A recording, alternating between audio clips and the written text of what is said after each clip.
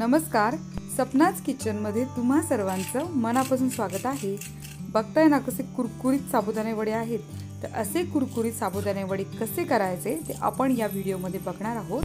आणि या व्हिडिओसाठी खास आभार चैतालीचे, कारण हिने आपल्याला असे सुंदर साबुदाणे वडे कसे करायचे ते दाखवले आहे। इथे आपण एक मोठा बाउल भिजवलेला साबुदाणा घेतला आहे, मिरच्या घेतल्या, हिरव्या मिरच्या, कोथिंबीर, 2 बटाटे उकडलेले, मीठ घेतलंय, साखर घेतली थोडीशी आणि भाजलेले शेंगदाणे, आपण टरफला नाही काढली शेंगदाण्याची, आणि जिरं।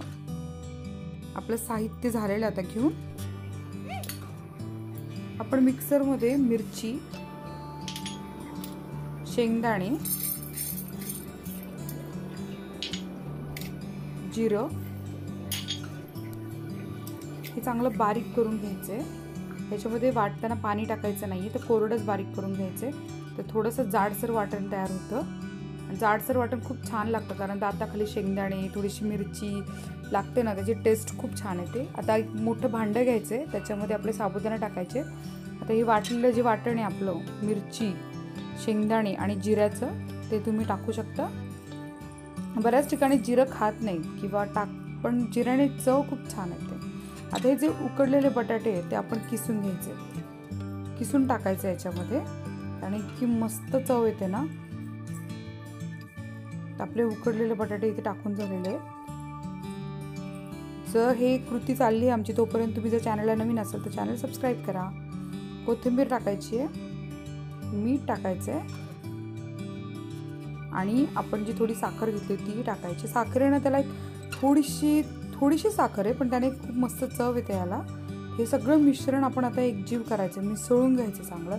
सगळा बटाटा, साबुदाणा, वाटण, मसाला, मिरची सगळं असं एक छान एकजीव झालं पाहिजे। आता आपलं मिश्रण खूप छान तयार झालंय। आता आपण याचे वडे करून घ्यायचे।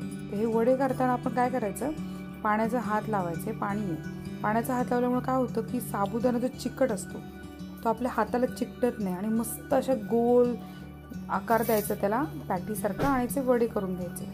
करताना एक एक वडा करून तळायचा नाही, आपल्याला एक सलग 5-6 वडे असे चांगले तयार करून घ्यायचे। हे वडे करताना एकसारखा आकार ठेवायचा, आणि आपल्या दुसऱ्या हाताच्या साह्यानं मस्त त्याला एक आकार द्यायचा छान। खूप छान लागतात हे वडे। आता आपण काय करतोय, इथे एक सलग 4-5 वडे करून घेतोय।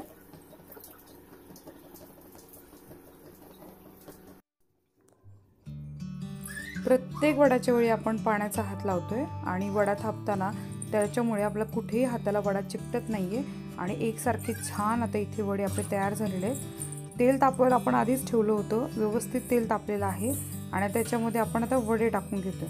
तर 3-4 वडे आपण एकत्रच टाकतोय, कारण त्यामुळे काय होतं, तेलाचं टेम्परेचर खूप व्यवस्थित बॅलन्स होतं, आणि वडे खूप आतून शिजतात। साबुदाणा चांगला तळला जातो, कारण बटाट्यात आपण शिजलेलाच टाकला होता, परंतु साबुदाणा चांगला तळण्यासाठी आपण हे 3-4 वडे टाकणं खूप गरजेचं आहे। त्याच्यामुळे बघा एकदम मस्त त्याला क्रिस्प येतो, कुरकुरीतपणा येतो। तर ह्यासाठी आपण आता एकसारखं मध्यम आचेवरती वडे तळून घ्यायचे। वडे तळताना झाऱ्यानं काय करायचंय की जे उकळलेलं तेल आहे ते वड्याच्या वरच्या बाजूला पण थोडंसं टाकत राहायचंय।